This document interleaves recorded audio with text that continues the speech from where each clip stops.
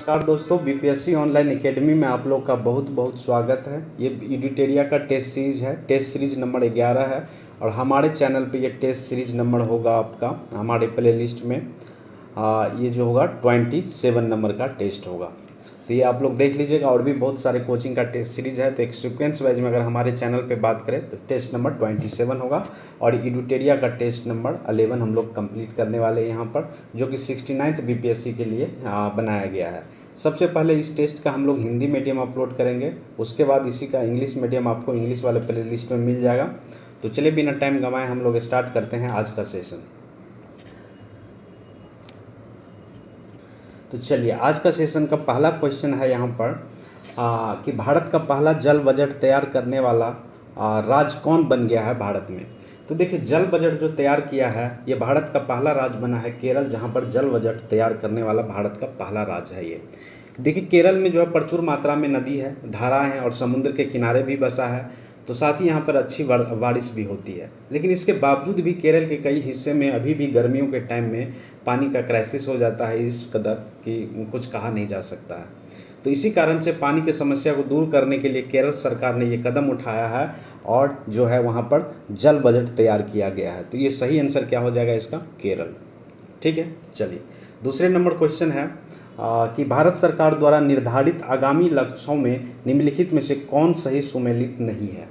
तो देखिए, कौन सुमेलित नहीं है? भारत को टीबी मुक्त देश बनाना कब तक तय किया गया है? तो 2025 तक जो है टीबी मुक्त बनाना है, ये पहला सही है। दूसरा है 500 गीगावाट अक्षय ऊर्जा प्राप्त करने जो लक्ष्य रखा है भारत, वो 2030 तक रखा है, ये भी सही है। और तीसरा है भारत को ऊर्जा स्वतंत्र बनाना 2050, ये जो है गलत स्टेटमेंट है, क्योंकि ये कब रखा गया है? 2047 रखा गया है। तो ये स्टेटमेंट जो है गलत है और यही इसका जो है आंसर है। भारत को ऊर्जा स्वतंत्र बनाना कब तक रखा लक्ष्य? 2047, और यही गलत हम लोग को चूज करना था। तो 2 का सही आंसर हो गया सी। पत्रिका द्वारा जारी 2023 के विश्व के शीर्ष 50 महानतम स्थानों की सूची में भारत के निम्नलिखित स्थान में से किसे शामिल नहीं किया गया है? ठीक है, तो ये देखिए शामिल नहीं किया गया है, ये पूछा जा रहा है। तो चलिए हम लोग बात कर लेते हैं इस पर। तो देखिए, जो टाइम पत्रिका है वर्ष 2023 के लिए विश्व के पास जो 50 महानतम स्थानों की एक सूची बनाई गई है, इसमें प्रथम स्थान जो मिला है फ्लोरिडा का एक जगह है टाम्पा, ठीक है, जो कि अमेरिका में है, इसको प्राप्त हुआ है। इसमें से भारत के 2 स्थान शामिल किए गए हैं। लद्दाख को शामिल किया गया है और लद्दाख जो कि यूनियन टेरेटरी है, जो कि 31वां स्थान मिला है लद्दाख को, और मयूरभंज है इसको 32वां स्थान मिला है। तो इसमें जो हरिद्वार को सम्मिलित नहीं किया गया है। तो सही आंसर हो गया 3 का सी। नेक्स्ट क्वेश्चन है 4 नंबर और इसमें कहा जा रहा है हाल ही में प्रधानमंत्री मोदी ऑस्ट्रेलियाई देश पप्पू न्यू गिनी की यात्रा पर गए थे। पप्पू न्यू गिनी के प्रधानमंत्री कौन है वर्तमान में? तो देखिए, पप्पू न्यू गिनी के प्रधानमंत्री है जेम्स मराप्पे, जो इनके पैर भी छुए थे, आप लोग देखे होंगे। तो सही आंसर इनका कौन हो गया? जेम्स मराप्पे जो है पप्पू न्यू गिनी के प्रधानमंत्री है वर्तमान में। सही आंसर है इसका बी। ठीक है, और उसके बाद ऑस्ट्रेलिया के प्रधानमंत्री की बात करें तो एंथनी अल्बानीस, ये जो है ऑस्ट्रेलिया के प्रधानमंत्री है। और न्यूजीलैंड के प्रधानमंत्री की बात करें तो क्रिस हिपकिंस जो है ये है न्यूजीलैंड के प्रधानमंत्री। तो सही आंसर जो इसमें पूछा जा रहा है पप्पू न्यू गिनी के जो प्रधानमंत्री वर्तमान में कौन है? जेम्स मराप्पे है। तो सही आंसर हो गया इसका बी। इसमें कहा जा रहा है हाल ही में जारी ग्लोबल जेंडर गैप इंडेक्स 2023 के संबंध में निम्न में से कौन सा कथन सही है? जो कथन सही है उसको चूज करना है। तो देखिए, विश्व आर्थिक मंच द्वारा जारी किया गया है ये जो ग्लोबल जेंडर गैप इंडेक्स 2023, ये हर साल जो है इसी के द्वारा जारी किया जाता है। तो पहला स्टेटमेंट बिल्कुल सही है और इसमें प्रथम स्थान आइसलैंड को प्राप्त हुआ है, ये भी सही है। इस वर्ष भारत का 127वें स्थान पर रहा, जबकि 2022 में 135वें स्थान पर था। तो ये भी रैंक आप लोग याद रख लीजिएगा। ये जो है 5 नंबर का तीनों स्टेटमेंट सही है। तो सही आंसर कौन सा हो गया इसका? डी, 1, 2 एवं 3। क्वेश्चन नंबर 6 है कि जून 2023 में आयोजित एकता 2023 किन देशों के मध्य किया जाने वाला नौसेना अभ्यास है? तो ये एकता 2023 जो आयोजित किया गया था भारत और मालदीव के बीच आयोजित किया गया था जून 2023 में।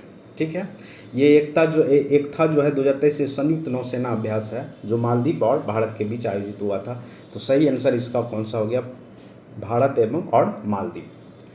7 नंबर क्वेश्चन है 21 जून 2023 को मनाया गया अंतर्राष्ट्रीय योग दिवस का थीम क्या था। तो देखिए हर साल जो है 21 जून को मनाया जाता है अंतर्राष्ट्रीय योग दिवस। इस बार जो इसका थीम था इस बार इसका थीम था क्या, योगा फॉर जो है वासुदेवाय कुटुंबकम। तो सही आंसर हो गया इसका सी। ठीक, आप लोग कमेंट बॉक्स में ये बताइए कि ये कहाँ पर जो है इस बार 2023 में मनाया गया था, किस स्थान पर, कमेंट बॉक्स में बताइए। 8 और इसमें कहा जा रहा हाल ही में चर्चा में रहे E20 का संबंध किससे है। तो E20 का संबंध है कि पेट्रोल में एथनॉल की मात्रा 20% करना।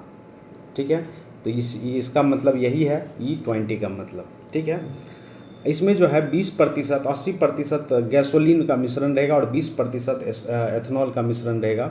वर्ष 2022 तक पेट्रोल में 10% एथनॉल इस्तेमाल किया जाता है, जिसे सरकार द्वारा 2025 तक 20% कर दिया जाएगा। लेकिन इससे पहले पेट्रोल में एथनॉल की मात्रा 20% लक्ष्य जो था 2030 तक रखा गया था, बाद में इसको घटा के 2025 तक कर दिया गया। इसका उद्देश्य है प्रदूषण का स्तर को कम करना ताकि पर्यावरण को कोई नुकसान ना हो। ठीक है, तो याद रखिएगा E20 का मतलब क्या होता है।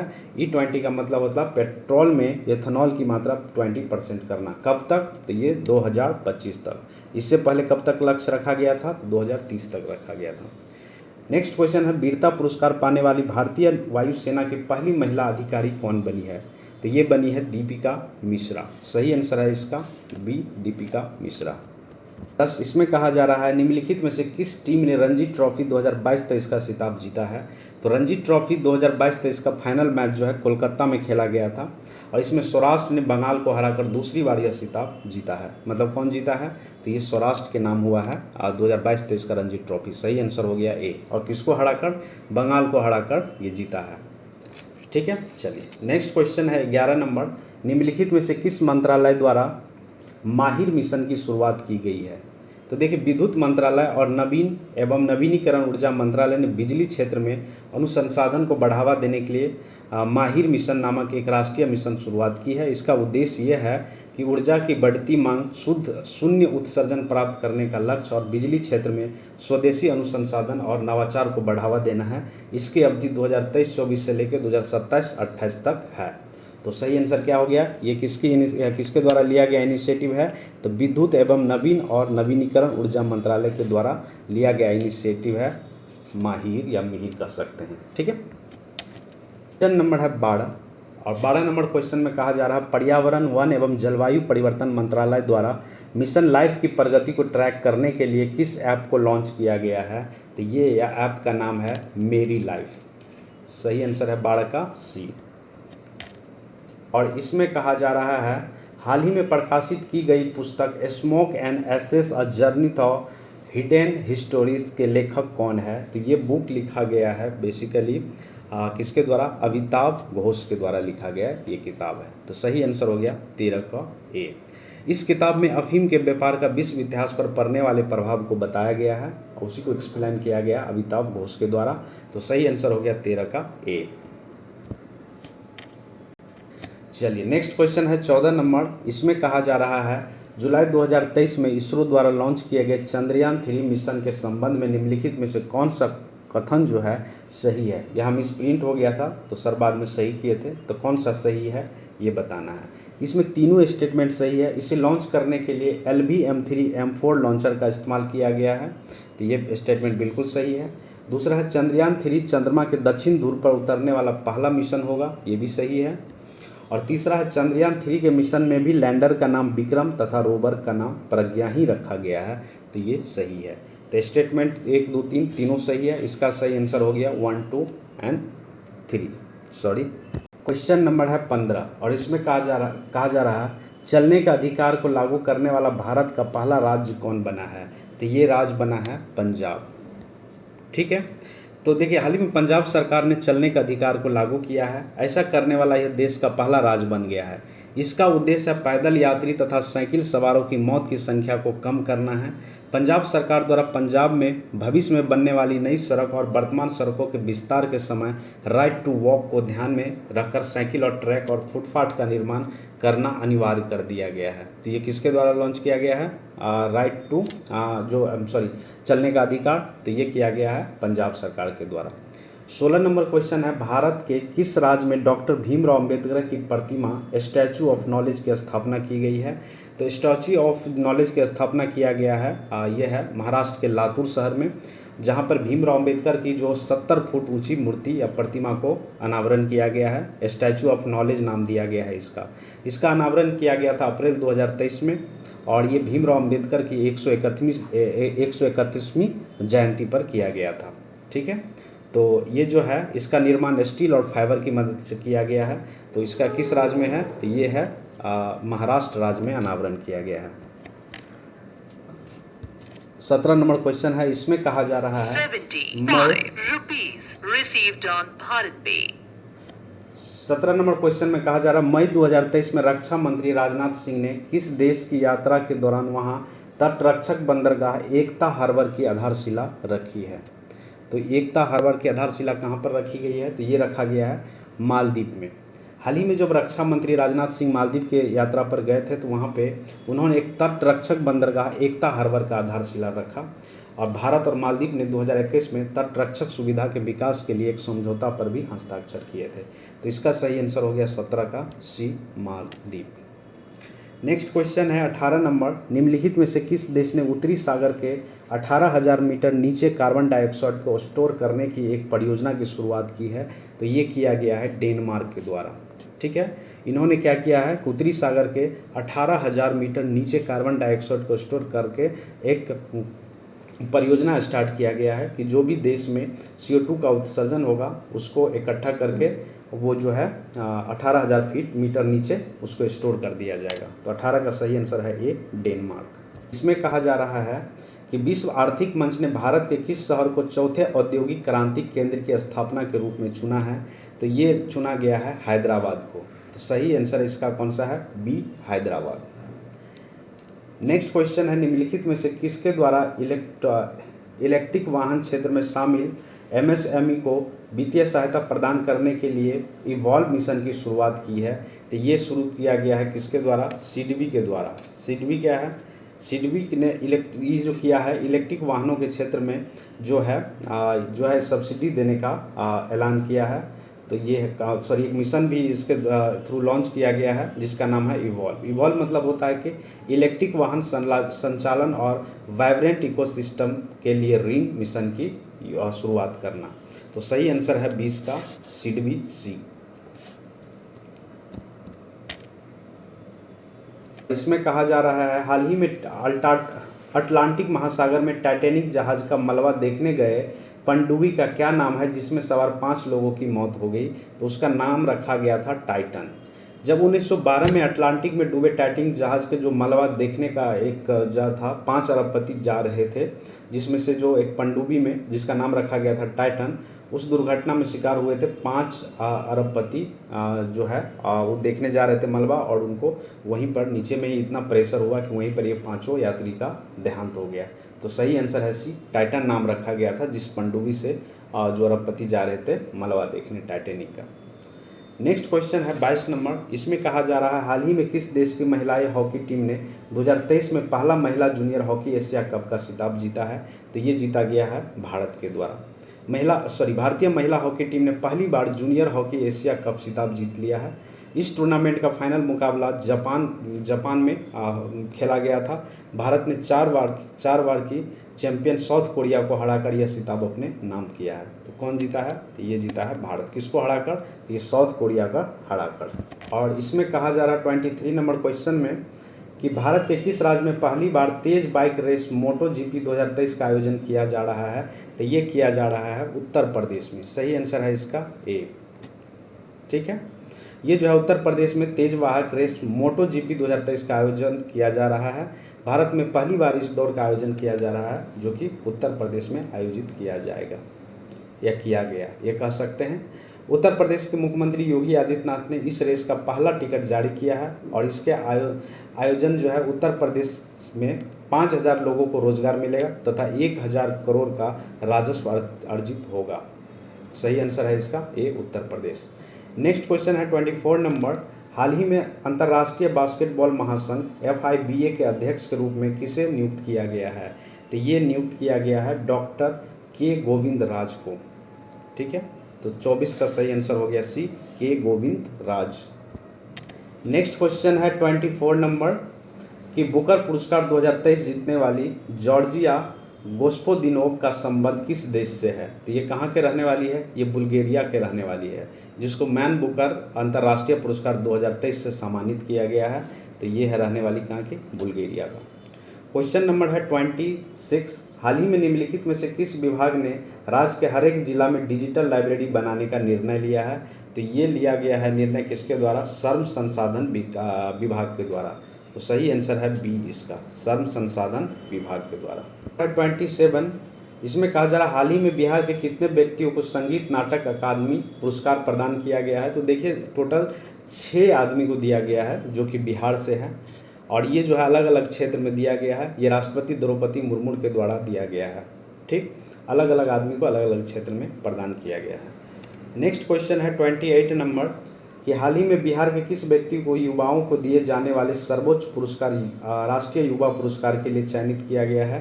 तो ये है अरुणेश कुमार को दिया गया है। ये कर्नाटक के हुबली में आयोजित राष्ट्रीय युवा महोत्सव में पटना के अरुणेश कुमार को सामाजिक सेवा क्षेत्र के उल्लेखनीय योगदान के लिए ये जो है युवा एवं खेल मंत्रालय ने राष्ट्रीय युवा पुरस्कार से सम्मानित किया है। तो इसका नाम है अरुणेश कुमार, जो कि पटना के रहने वाले हैं। सही आंसर है 28 का सी। 29, इसमें कहा जा रहा है बिहार के किस जिले में एक विश्व स्तरीय सांस्कृतिक विरासत सुरंग का निर्माण किया जा रहा है? तो ये पटना में किया जा रहा है। ठीक है, जो कि बिहार संग्रहालय एवं पटना संग्रहालय को आपस में जोड़ेंगे, और इस सुरंग का जो है दिल्ली मेट्रो रेल कॉरपोरेशन के द्वारा बनाया जा रहा है। इस सुरंग की लंबाई लगभग 1.5 किलोमीटर की होगी। तो ये इसका निर्माण हो रहा है कहाँ पर? बिहार के पटना में। क्वेश्चन नंबर है 30, और इसमें कहा जा रहा है बिहार में बाढ़ एवं सूखे के प्रभाव को कम करने के लिए जल संसाधन विभाग द्वारा हाल ही में किस ऐप का शुभारंभ किया गया है? तो ये ऐप का नाम रखा गया है बेफिक्र ऐप। क्या नाम रखा गया है? बेफिक्र ऐप।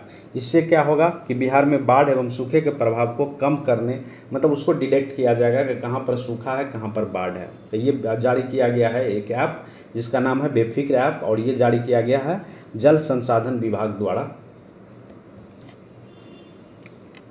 और इसका जो फुल फॉर्म है अगर बात करें तो बेफिक्र,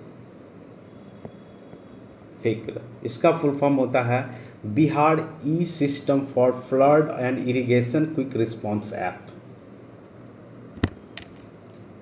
क्वेश्चन नंबर है 31, और इसमें कहा जा रहा है 31 नंबर में अलाउद्दीन खिलजी ने किसे राय रायन की उपाधि प्रदान की थी? राय रायन की उपाधि प्रदान की थी।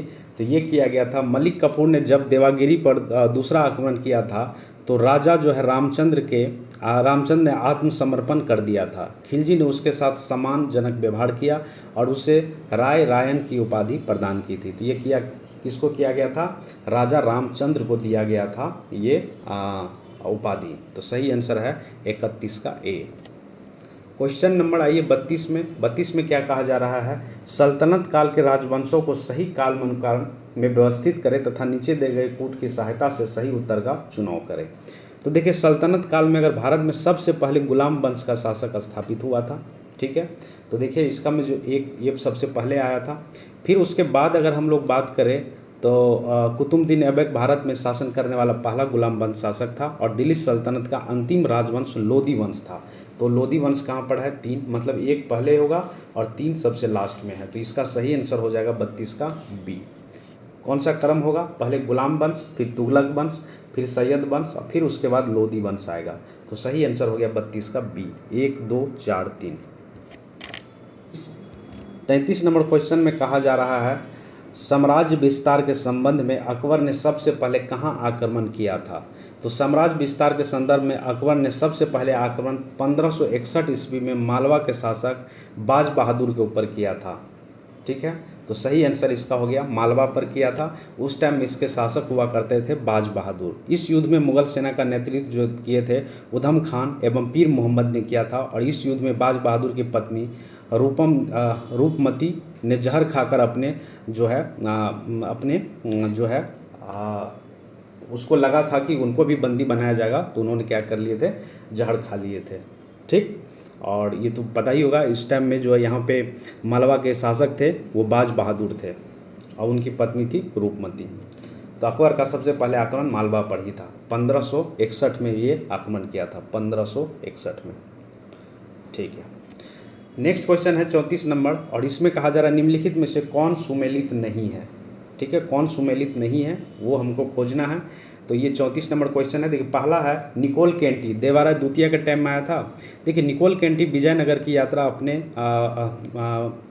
विजयनगर यात्रा करने वाला पहला जो है यात्री था, जो कि देवराय प्रथम के कार्यकाल में विजयनगर आया था। देवराय द्वितीय के काल में जो है अब्दुल रजाक विजयनगर में आए थे। तो देखिए यहाँ पे जो है देवाराय प्रथम के टाइम में आया था। तो ये क्या है, ये सही सुमेलित नहीं है, यहाँ देवाराय द्वितीय लिखा हुआ है। बाकी जो है वो सब सही मिलान है। जैसे नूनीज, ये क्या कौन आए थे, अच्युत देवराय के टाइम में आए थे, तो ये सही है।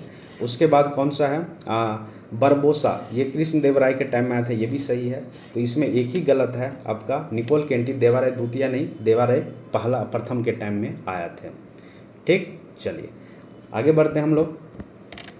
35 और 35 नंबर क्वेश्चन में कहा जा रहा है कि हड़प्पा सभ्यता में निवास करने वाले मानव प्रजाति थी। तो देखिए यहाँ जो है ये सभी प्रजाति हड़प्पन सभ्यता में विद्यमान थी, और ये सभ्यता में सबसे ज़्यादा जो थे भूमध्य सागरीय प्रजाति के लोग थे। तो भूमध्य सागरीय प्रजाति के भी लोग थे, प्रोटो ऑस्ट्रेलियाड भी थे, अल्पाइन भी थे। तो ये सारे प्रजाति मानव प्रजाति तो हड़प्पन सभ्यता में निवास करते थे। तो सही आंसर हो गया उपयुक्त में से एक से अधिक। नेक्स्ट क्वेश्चन है 36 नंबर, इसमें कहा जा रहा है भारत में निम्नलिखित घटना पर सही कालानुसार क्या है, मतलब जो काल अनुसार है सही क्या है। तो देखिए इसमें जो है अगर हम लोग बात करें नगर संस्कृति की, तो नगर संस्कृति और जो है और हड़प्पन सभ्यता में 2300 से लेकर 1700 ईसा पूर्व माना जाता है। लोहे का ज्ञान जो है 1000 ईसा पूर्व माना जाता है। पंचमार्क या आहत सिक्के 6 ईसा पूर्व माना जाता है। और सोने का सिक्का जो है ये 2वीं शताब्दी ईस्वी पूर्व माना जाता है। तो इसका सही आंसर जो हो जाएगा ए हो जाएगा, ये नगर संस्कृति, लोहे का हल और पंचमार्क सोने के सिक्का, ये सही हो जाएगा। ठीक है, क्योंकि सबसे पहले नगर संस्कृति आई थी हड़प्पन सभ्यता में, और उसके बाद लोहे का खोज किया गया था उत्तर वैदिक काल में 1000 ईसा पूर्व में। उसके बाद पंचमार्क का जो एक सिक्का चला था जिसको आहत सिक्का के नाम से जानते हैं हम लोग, ये 6 ईसा पूर्व की बात है। और सोने का सिक्का सबसे लास्ट में ये 2वीं शताब्दी ईसा पूर्व में चला था। तो पहला जो है ये कालानुसार सही है। ठीक, चलिए आगे बढ़ते हैं। क्वेश्चन नंबर है 37, इसमें कहा जा रहा है निम्नलिखित में से कौन सा अशोककालीन अभिलेख खरोष्ठी लिपि में है।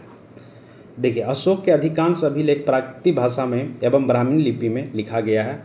अशोक के जो है सहबाजगढ़ी एवं मानसेहरा अभिलेख की जो लिपि है ब्राह्मण न होकर क्या है, खरोष्ठी है। तो इसमें सही कौन सा हो गया आपका, ये दोनों मानसेहरा, ये जो देख रहे हैं मानसेहरा और साहबजगढ़ी है जो, ये दोनों जो खरोष्ठी भाषा में लिखा गया है अशोक का। तो सही आंसर क्या हो गया, उपयुक्त में से एक से अधिक। क्वेश्चन नंबर हो गया 38, कनिष्क की प्रथम राजधानी कहाँ थी। तो देखिए कनिष्क की 2 राजधानी थी, एक थी मथुरा, दूसरा था पेशावर। तो उस टाइम में पहला राजधानी की बात करें तो वो था कौन, तो वो था पुरुषपुर, जिसको पेशावर के नाम से हम लोग जानते हैं। और ये तो अभी वर्तमान पाकिस्तान में है, और जो इंडिया में थे, जो अभी इंडिया में मथुरा है, वहाँ पर दूसरी राजधानी हुआ करता था। ठीक है, कनिष्क ने जब कश्मीर को जीतकर वहाँ कनिष्कपुर नामक एक शहर नगर भी बसाया गया था, जो अभी वर्तमान में भी स्थित है ये। तो 38 का सही आंसर हो गया पुरुषपुर। कनिष्क की प्रथम राजधानी कहाँ होती, तो ये हुआ करता था पुरुषपुर, जिसको पेशावर के नाम से हम लोग अभी वर्तमान में जानते हैं। इसमें कहा जा रहा है पश्चिम शक विजय के फलस्वरूप किस गुप्त शासक ने वाग्र सिक्के उत्कीर्ण कराए तथा विक्रम आदित्य की उपाधि धारण की थी। तो ये किया गया था चंद्रगुप्त द्वितीय के टाइम में, चंद्रगुप्त द्वितीय के द्वारा। इसका कार्यकाल रहा था 380 से लेकर 412 ईस्वी में।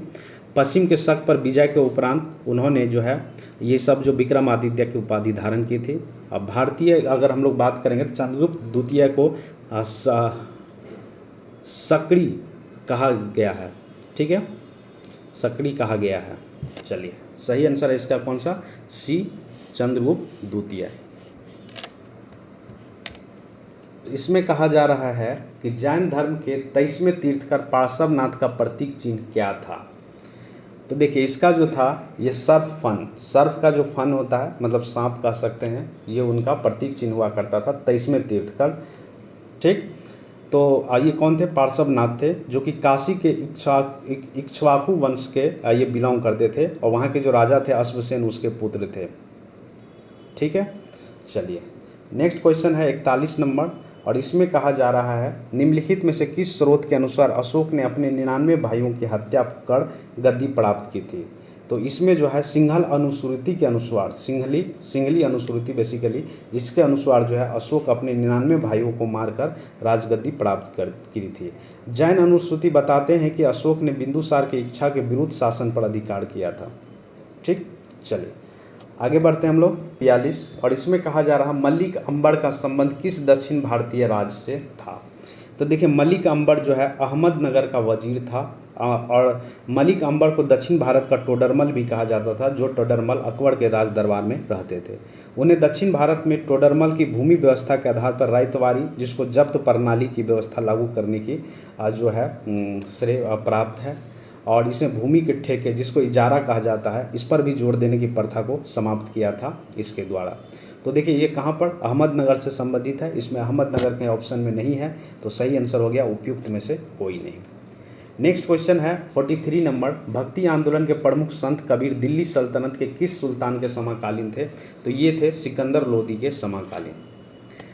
कबीर जो है 1440 से 1510 तक इसका कार्यकाल रहा था, और सिकंदर लोदी का 1489 से लेके 1517 के आसपास थे। तो इसी के समकालीन जो है सिकंदर लोदी थे। कबीर ने ईश्वर को निराकार एवं निर्गुण बताया। उन्हें जो है जात पात मूर्ति पूजा के जो है ये विरोध किए थे। और कबीर के उपदेश बीजक में संग्रहित है, मतलब बीजक में कहा गया कि किसके उपदेश संग्रहित किया गया है? तो ये किया गया है कबीर के संग्रह को। ठीक, तो सही आंसर हो गया 43 का ए, सिकंदर लोदी। 44, इसमें कहा जा रहा है दिल्ली सल्तनत के किस सुल्तान ने नायाब मुमलिकात पद की स्थापना की थी? तो ये किया गया था बहराम शाह के द्वारा। बहराम शाह के द्वारा ये पद का जो है स्टार्ट किया गया था, स्थापना किया गया था। ये बहराम शाह ने तुर्क अधिकारियों के प्रभाव में आकर एक नवीन पद का स्थापना किया था, जिसका नाम था नायाब मुमलिकात। ठीक है, और इस पद पर आसीन व्यक्ति संपूर्ण अधिकारों का स्वामी होता था, और यह पद जो है एक संरक्षण के समान था। सर्वप्रथम यह पद जो है एक एतगीत को प्रदान किया गया था। एतगीत एक शासक थे, उसको प्रदान किया गया था। तो सही आंसर कौन हो गया? बहराम शाह। बेसिकली इसमें आपको याद रखना है जो दिल्ली के सुल्तान थे, उन्होंने नायाब मुमलिकात पद का स्थापना किया था, जिसका नाम था बहराम शाह। क्वेश्चन नंबर है 45, और इसमें कहा जा रहा भारत छोड़ो आंदोलन के दौरान गठित समांतर सरकार में से सबसे लंबे समय तक चलने वाली सरकार कौन सी थी? तो देखिए ये सतारा था। सतारा में क्या 1943 के मध्य से 1945 तक सबसे लंबे समय तक चलने वाली सरकार थी। यहाँ प्रति सरकार के नाम से समांतर सरकार स्थापित की गई थी। सरकार की स्थापना में वाई.बी. चौहान तथा नाना पाटिल इत्यादि भी प्रमुख भूमिका निभा रही थी। इस सरकार ने पुस्तकालयों की स्थापना, जन आंदोलन का गठन एवं शराबबंदी जैसे कार्य किए थे। तो सही आंसर कौन सा हो गया? ये सतारा।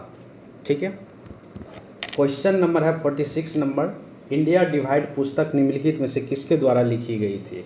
तो ये राजेंद्र प्रसाद की कृति है। इंडिया डिवाइड लिखा गया था राजेंद्र प्रसाद के द्वारा। सुभाष चंद्र बोस द्वारा द इंडिया स्ट्रगल नाम की पुस्तक लिखी गई थी, एवं अब्दुल कलाम आज़ाद के द्वारा इंडिया विंग्स फ्रीडम पुस्तक लिखा गया था।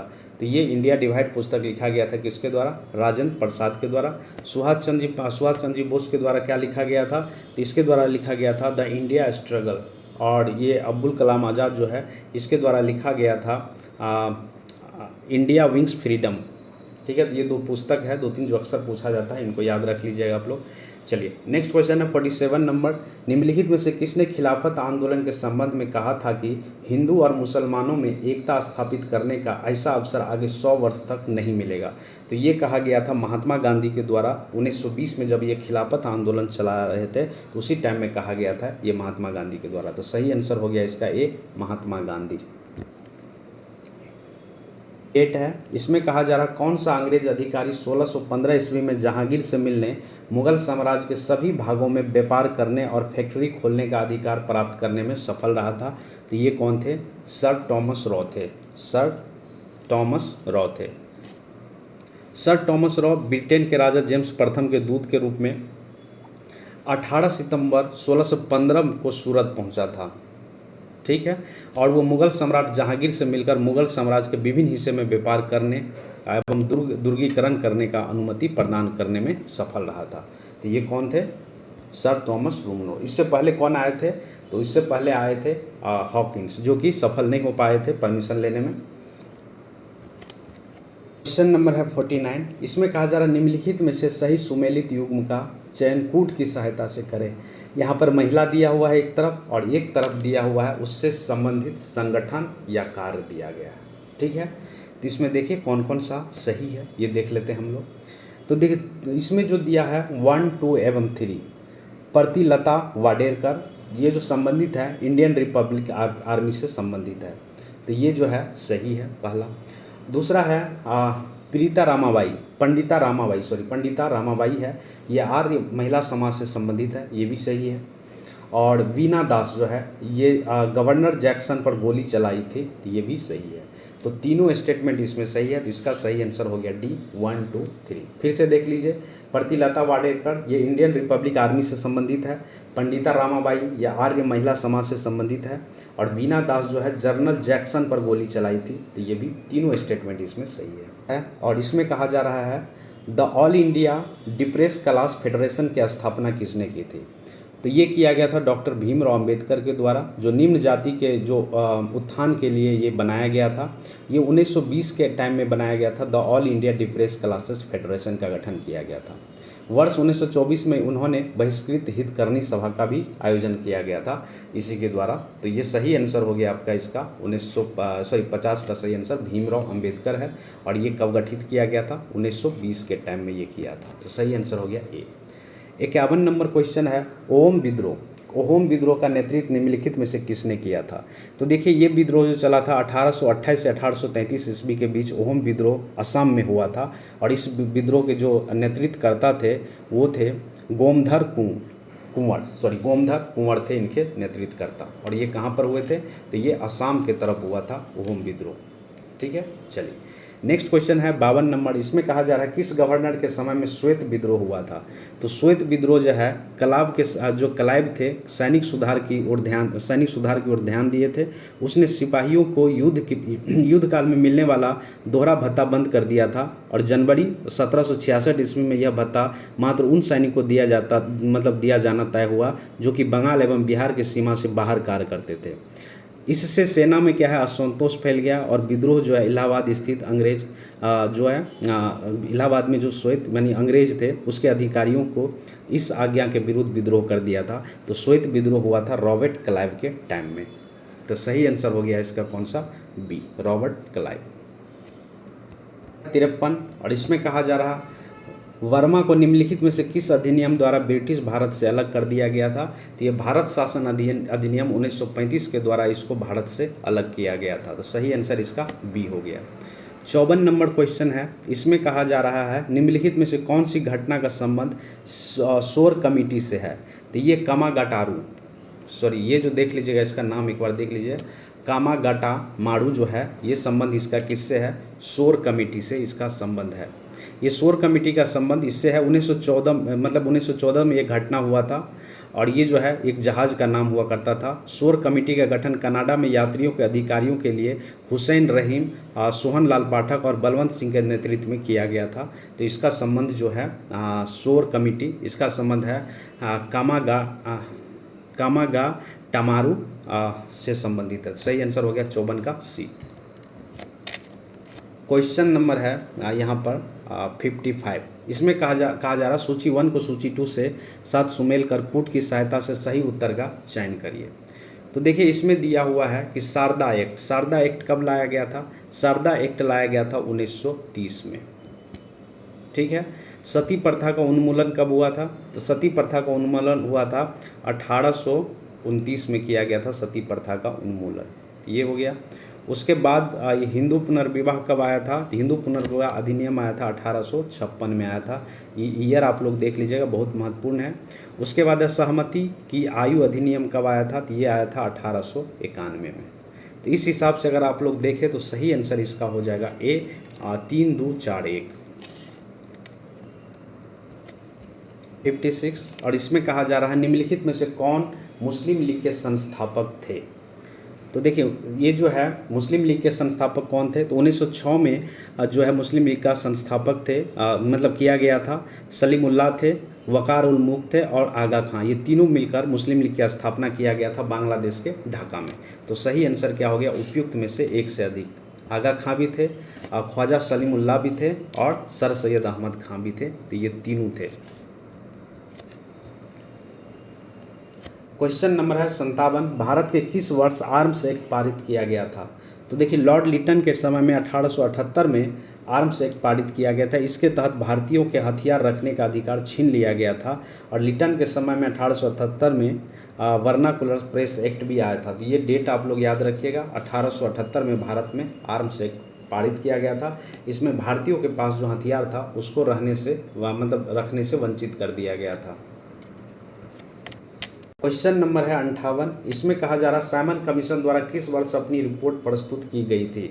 तो साइमन कमीशन जो है ये अपनी रिपोर्ट जो प्रस्तुत की गई थी इसके द्वारा 1930 में प्रस्तुत किया गया था। भारत सरकार अधिनियम जब 1919 आया था तो इसी के समीक्षा के लिए ब्रिटिश गवर्नमेंट ने जॉन साइमन की अध्यक्षता में 7 सदस्यीय आयोग का गठन किया गया था, जिसको साइमन कमीशन नाम दिया गया। इस समिति ने 1920 में भारत की यात्रा की एवं 30 जून 1930 को इस संबंध में अपनी रिपोर्ट प्रस्तुत की गई थी। और भारत की यात्रा जो 1927-28 के आसपास किया था और 30 जून 1930 में 30 को इस संबंध में अपनी रिपोर्ट प्रस्तुत की गई थी। तो 58 का सही आंसर हो गया बी। 59 नंबर क्वेश्चन है मुस्लिम लीग द्वारा पाकिस्तान का प्रस्ताव कब पारित किया गया था। तो 23 मार्च 1940 को मुस्लिम लीग के लाहौर अधिवेशन हुआ था, उसमें प्रसिद्ध पाकिस्तान का प्रस्ताव पारित किया गया था। और इस अधिवेशन की अध्यक्षता जो किया था वो कौन किए थे, मोहम्मद अली जिन्ना ने की थी। तो सही आंसर कौन सा हो गया, मार्च 1940 में पाकिस्तान का प्रस्ताव पारित हुआ था मुस्लिम लीग के द्वारा लाहौर में। क्वेश्चन नंबर है 60। इसमें कहा जा रहा है अखिल भारतीय किसान सभा के प्रथम सत्र की अध्यक्षता किसने की थी। तो देखिए अप्रैल 1936 में लखनऊ में अखिल भारतीय किसान सभा की स्थापना हुई थी। इसके प्रथम सत्र की अध्यक्षता स्वामी सहजानंद ने की थी तथा दूसरे सत्र की जो अध्यक्षता थी वो किसके द्वारा, NG रंगा के द्वारा किया गया था। ये साउथ के बहुत बड़े किसान नेता थे NG रंगा। तो सही आंसर कौन हो गए आपके, बी, स्वामी सहजानंद सरस्वती थे। क्वेश्चन नंबर 61 है पीटर मुंडी जब पटना आया था उस समय मुगल वंश का शासक कौन था। तो पीटर मुंडी जब आए थे पटना 1632 के टाइम में ये पटना आए थे और उस टाइम में बिहार में जो है मुगल साम्राज्य तो शाहजहाँ थे और सूबेदार के तौर पे सैफ खान, जिसको मिर्ज़ा सैफ़ी के नाम से भी हम लोग जानते थे। तो उसी टाइम में पीटर मुंडी ने पटना की यात्रा की थी। तो सही आंसर कौन सा हो गया इसका, बी, पीटर मुंडी पटना कब आया था, शाहजहाँ के कार्यकाल में। इसमें कहा जा रहा है खुदीराम बोस को फांसी कब दी गई थी। तो खुदीराम बोस को फांसी दी गई थी 11 अगस्त 1908 को दिया गया था इनको फांसी।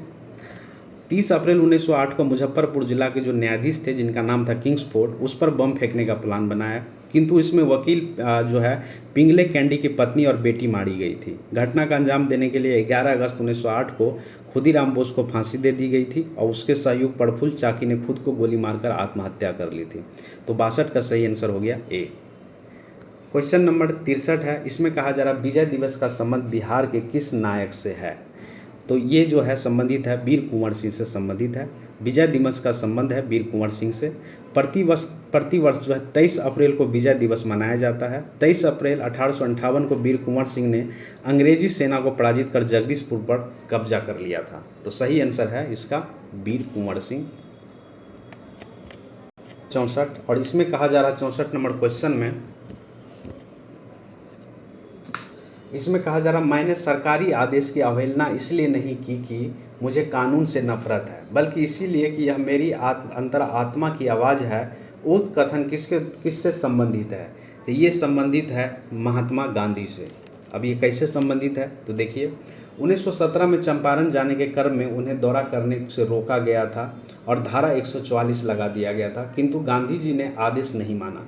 18 अप्रैल 1917 को जब वे जो है दंड के अधिकारी के सामना मतलब जो दंड दिया गया था उसके सामने पेश किया गया, तब उक्त कथन मैंने सरकारी आदेश या वगैरह जो भी ये स्टेटमेंट है ये दिया गया था महात्मा गांधी के द्वारा।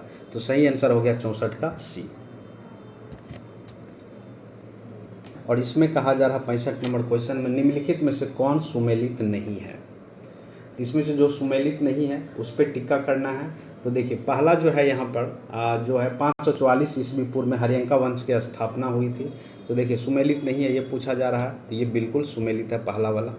ठीक, उसके बाद जो है इसमें पूछा जा रहा है 344 ईस्वी पूर्व में नंद वंश की स्थापना हुई थी, तो ये भी सही है। उसके बाद 321 ईसा पूर्व में मौर्य वंश की स्थापना हुई थी, नहीं। 321 में जो कलिंगा जो 365 में जो है 265 ईस्वी में ये भी सही है। 321 ईसा पूर्व में क्या है मौर्य वंश की स्थापना हुई थी, ये भी सही है। 265 ईस्वी पूर्व में कलिंगा युद्ध हुआ था, नहीं, ये गलत है, क्योंकि ये जो है 261 ईसा पूर्व में हुआ था। यहाँ पे एक होता तो सही होता, लेकिन 265 लिखा हुआ, तो ये गलत है और यही हमको आंसर चूज करना है। तो देखिए कलिंगा के युद्ध का विवरण अशोक के 13वें शिलालेख से मिलता है और कलिंग युद्ध अशोक के शासक के 90वें वर्ष यानी 261 ईसा पूर्व में घटित हुआ था। इस युद्ध के पश्चात जो है अशोक ने बौद्ध धर्म को स्वीकार लिया था। तो सही आंसर इसका हो गया डी, 265 ईसा पूर्व कलिंगा युद्ध। ये जो है स्टेटमेंट गलत है, बाकी सब सही है। क्वेश्चन नंबर 66 है, निम्नलिखित में से कौन सा महाजनपद वर्तमान उत्तर बिहार क्षेत्र में स्थित है। तो देखिए प्राचीन काल में टोटल 16 महाजनपद हुए थे, जिसमें से 3 महाजनपद जो है बिहार में स्थित है। ये 3 महाजनपद में कौन कौन से है, बज्जी महासंघ जिसको लिच्छवी कहा जाता था, ये वैशाली मुजफ्फरपुर उत्तर बिहार में स्थित है। तो सही आंसर इसका यही हो जाएगा, बज्जी महासंघ बी। उसके बाद मगध की बात करें तो ये पटना और गया वाले क्षेत्र में ये दक्षिण बिहार में स्थित है, और अंग वाली बात करें तो भागलपुर और मुंगेर में ये दक्षिण बिहार में स्थित है। तो 66 का सही आंसर हो गया बी। और इसमें कहा जा रहा 67 नंबर क्वेश्चन में निम्नलिखित में से कौन सी नदी विंध्य पहाड़ी से निकलकर बिहार में बहती है। तो देखिए कर्मनसा नदी का उद्गम स्थल जो है विंध्य पहाड़ी से होती है। ये उत्तर प्रदेश में बिहार के बीच एक सीमा बनाते हुए गंगा में मिल जाती है। पुनपुन एवं फाल्गुनी का उद्गम स्थल जो है ये झारखंड है। तो इसका सही आंसर हो गया कौन सा, कर्मनासा, ये सही आंसर है। 68 नंबर क्वेश्चन है, वर्ष 2021-22 में बिहार राज्य का प्रति व्यक्ति विद्युत उपभोग कितना किलोवाट घंटा रहा था।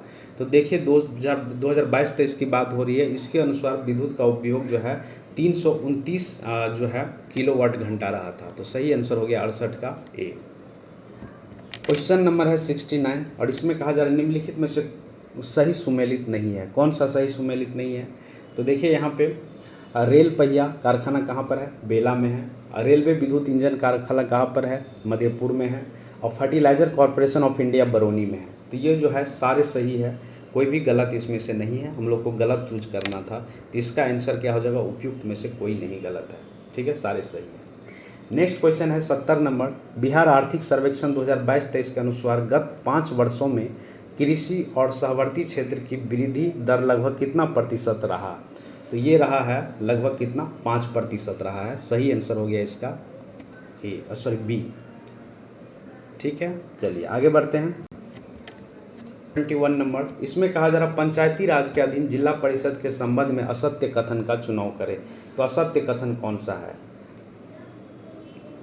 तो आइए देखते हैं एक एक स्टेटमेंट पढ़ के। तो ए नंबर है, एक जिला परिषद सदस्य का चुनाव लगभग 50,000 की जनसंख्या पर होता है। तो पहला स्टेटमेंट सही है। दूसरा स्टेटमेंट है, जिला परिषद अध्यक्ष का निर्वाचन अप्रत्यक्ष विधि द्वारा होता है। तो दूसरा स्टेटमेंट भी सही है। तीसरा स्टेटमेंट है, जिला परिषद अध्यक्ष अपना त्याग पत्र उपाध्यक्ष को देता है। नहीं, ये क्या है, ये गलत है। ये अपना त्याग पत्र जो होगा जिला दंडाधिकारी को देता है तथा उपाध्यक्ष एवं सदस्य अपना त्याग पत्र अध्यक्ष को देगा। तो ये सी नंबर जो है ये गलत है, बाकी सब जो है सही है। तो सही आंसर हो गया 71 का सी। 72 नंबर क्वेश्चन है, निम्नलिखित में से कौन सही सुमेलित नहीं है। जो सही नहीं है उसका बताना है। तो विष्णुपद मंदिर कहाँ पर, गया में है, ये भी सही है। ठीक है, उसके बाद अगर बात करें जल मंदिर राजगीर में है। ठीक, यहीं पे राजगीर के बगल में जो ये है पावापुरी, वहीं पर जल मंदिर है। तो ये दूसरा भी क्या है, सही है। उसके बाद तीसरा क्या है, देव मंदिर कहाँ, औरंगाबाद में है, ये भी सही है। जानकी मंदिर दरभंगा में है, ये गलत है। जानकी मंदिर देवी सीता माँ के जन्म स्थान से संबंधित है और यह सीतामढ़ी के पुनौरा धाम में स्थित है। तो ये जो है ये डी इसका सही नहीं है। जानकी मंदिर कहाँ पर है, सीतामढ़ी में है और यहाँ पर लिखा हुआ दरभंगा। क्वेश्चन नंबर 73 है, इसमें कहा जा रहा बिहार के किस प्रसिद्ध दार्शनिक ने शंकराचार्य के साथ शास्त्र किया था? तो ये किया था मंडन मिश्र के द्वारा। मंडन मिश्र मिथिला क्षेत्र के प्रसिद्ध दार्शनिक थे। उसने मीमांसा और वेदांत दोनों दर्शन पर मौलिक ग्रंथ लिखे थे। वे शंकराचार्य के समकालीन भी थे। तो इसका सही आंसर हो गया मंडन मिश्र। 74 नंबर क्वेश्चन कहा जा रहा है बापू के कदमों में पुस्तक किसकी रचना है? तो ये रचना है, देखिए, बापू के कदमों में एक पुस्तक है, ये लिखा गया है डॉक्टर राजेंद्र प्रसाद के द्वारा। ठीक, चलिए, इसके और भी बहुत सारे रचनाएं हैं, जैसे इंडिया डिवाइड का नाम ले सकते हैं, चंपारण सत्याग्रह का नाम ले सकते हैं। ये सारे रचना है डॉक्टर राजेंद्र प्रसाद की। तो सही आंसर हो गया इसका ए, डॉक्टर राजेंद्र प्रसाद। 75 और इसमें कहा जा रहा है बिहार लोकायुक्त अधिनियम कब पारित किया गया था? तो बिहार लोकायुक्त अधिनियम जो पारित किया गया था 2011 में ये पारित किया गया था। इसके कुल 3 सदस्यीय का प्रावधान था, जिसमें एक अध्यक्ष होते थे। इसका कार्यकाल 5 वर्ष का अथवा 70 वर्ष की आयु में जो भी पहले पूरा हो जाए, ये था। तो सही आंसर हो गया 2011 ए। क्वेश्चन नंबर 76 है और 76 में कहा जा रहा है निम्नलिखित में से कौन सा कथन असत्य है? असत्य कथन को चूज करना है इसमें। तो पहला कथन देखिए इसमें क्या कहा जा रहा है, विभा ज्योतिकीय उत्तक की वृद्धि में के फलस्वरूप अस्थायी उत्तक का निर्माण होता है। ये बिल्कुल सही है। दूसरा स्टेटमेंट इसमें दिया हुआ है अस्थायी उत्तक में विभाजन की क्षमता नहीं होती। बिल्कुल, जो परमानेंट टिश्यू होते हैं उसमें डिवीजन नहीं होते हैं, तो दूसरा भी सही है। तीसरा है अस्थायी उत्तक केवल मृत कोशिका होती है। नहीं, ऐसा नहीं है, मृत भी होती है और जीवित भी होती है। तो ये सही आंसर क्या हो गया, जो ये हो गया, ये क्या है, असत्य है। बाकी सब जो है क्या है, सत्य है। उसके बाद क्या, अस्थायी उत्तक में कोशिका दर में बड़ी रस धमनियाँ होती है। तो ये भी स्टेटमेंट क्या है इसका, डी नंबर भी सही है। तो ए बी डी जो है सही है और सी नंबर स्टेटमेंट जो है गलत है, और हम लोग असत्य कथन ही चूज करना था, तो सी सही आंसर हो जाएगा। 77 नंबर इसमें कहा जा रहा भूमि की उर्वरकता शक्ति को बढ़ाने के लिए खाद के रूप में क्रांतिक तत्वों को डाला जाता है। ये क्रांतिक तत्व या क्रिटिकल एलिमेंट कौन कौन से हैं? तो ये जो है नाइट्रोजन है, फास्फोरस और पोटासियम।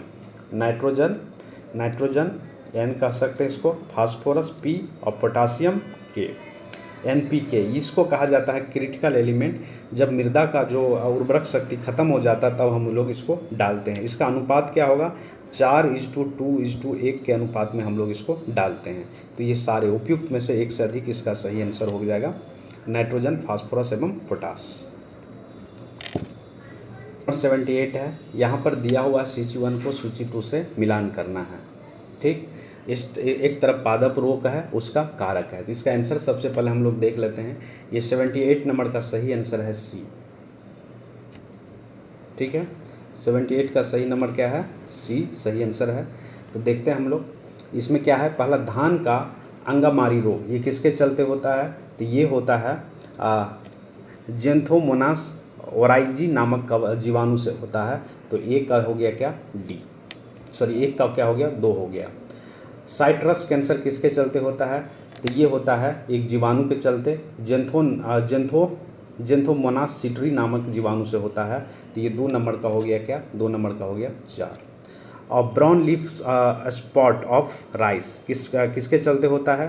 तो ये होता है हेलमिथोस्पोरियम के चलते, ओराइजी नामक कवक से होता है। तो ये सी का हो गया 1। और डी नंबर है गेहूं का पाउडरी मिल्ट्यू रोग किसके चलते होता है? तो ये होता है इरेसिफ। ये बड़ा अजीब सा नाम है, एक बार आप लोग मिला लीजिएगा। 78 का वैसे आंसर इसका सी है। ठीक है, क्वेश्चन नंबर है 79 और इसमें कहा जा रहा पक्षी वर्ग के संदर्भ में निम्न कथनों में से सही उत्तर का चयन करें। तो 79 का सही आंसर है सी।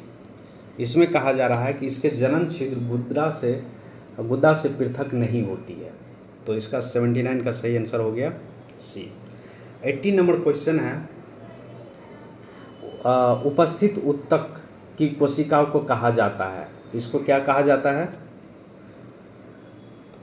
तो इसका है उपास्थि उत्तक की कोशिकाओं को कहा जाता है क्वाड्रियोब्लास्ट कहा जाता है। सही आंसर है 80 का बी।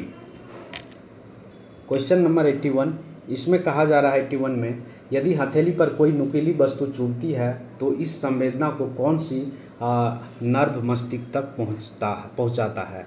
तो संवेदी नर्व जो है, सेंसिटिव नर्व जो है, इसके द्वारा पहुंचाया जाता है हमारे दिमाग तक।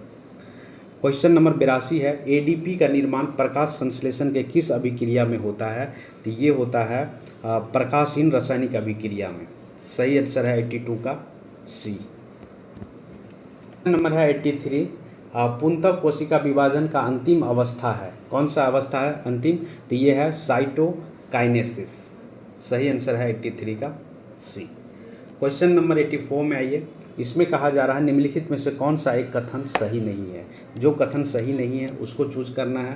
तो ये सी नंबर जो देख रहे हैं आप, ये कथन सही नहीं है, बाकी कथन सही है। तो देखिए, यकृत शोथ बी विषाणु काफ़ी कुछ HIV तरह की संचरित होता है, ये स्टेटमेंट सही है।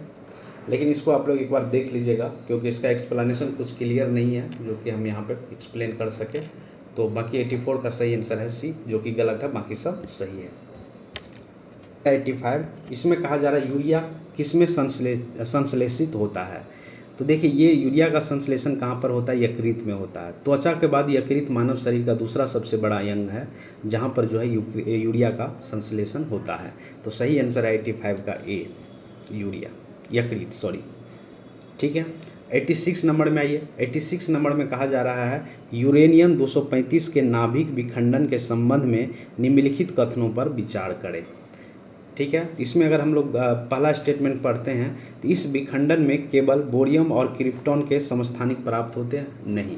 इसके बाद जब होता है, इसका जब विखंडन होता है तो प्रारंभ में बेरियम और क्रिप्टॉन के समस्थानिक प्राप्त होते हैं, जबकि यूरेनियम 235 नाभिक में न्यूट्रॉन का प्रहार किया जाता है तब।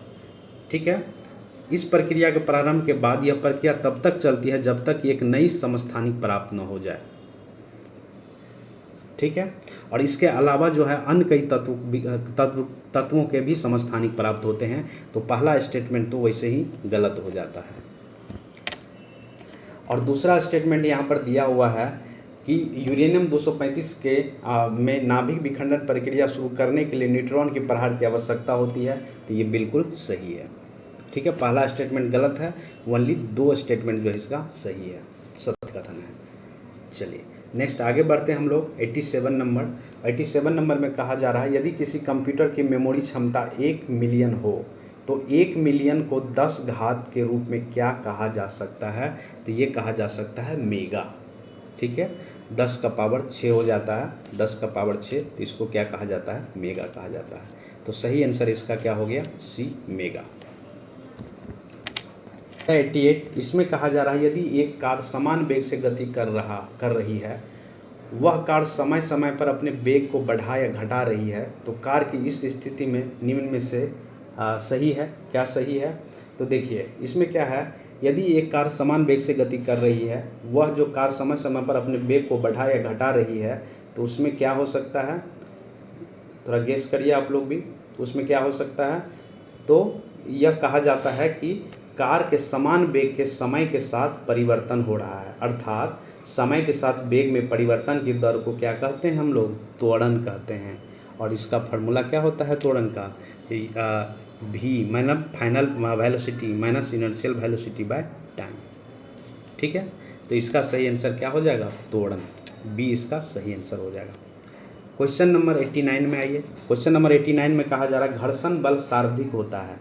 ये जो ऑप्शन दिया हुआ है इसमें घर्षण बल किसमें सार्वधिक होगा? 2 ठोस के मध्य, बिल्कुल सही। 2 ठोस के बीच जो घर्षण बल सबसे ज़्यादा होगा, और ठोस एवं द्रव के मध्य नहीं, ठोस एवं द्रव के बीच कम होगा, ठोस एवं वायु के बीच ये भी कम होगा। तो इसका सही आंसर क्या होगा? 2 ठोस के बीच घर्षण बल सर्वाधिक होता है, सबसे अधिक होता है। उसके देखिए 2 ठोस के मध्य सबसे अधिक होगा, उसके बाद किसका होगा? उसके बाद होगा द्रव और ठोस के मध्य होगा, उसके बाद होगा मतलब एयर और ठोस के बीच जो घर्षण बल होगा, मतलब तीसरे नंबर पे आएगा ये। ठीक है, चलिए आगे बढ़ते हैं हम लोग। यह है 90 नंबर क्वेश्चन, और इसमें कहा जा रहा है 2 सामान्य द्रव्यमान की वस्तुओं की गतिज ऊर्जा का अनुपात जो है वो 4:9 है, तो उसके वेग का अनुपात कितना होगा? तो देखिए, ये 2 किनेटिक एनर्जी का क्या दिया हो गया है? अनुपात दिया गया है। इसको जब आप निकालेंगे वेग का अनुपात, तो ये निकलेगा 2:3। तो सही आंसर इसका बी हो गया। इसको थोड़ा लंबा प्रोसेस है, जैसे किनेटिक एनर्जी 1 की बात हो रही है और यहाँ किनेटिक एनर्जी 2 की बात हो रही है। ये दोनों का जो है रेशियो दिया है कितना?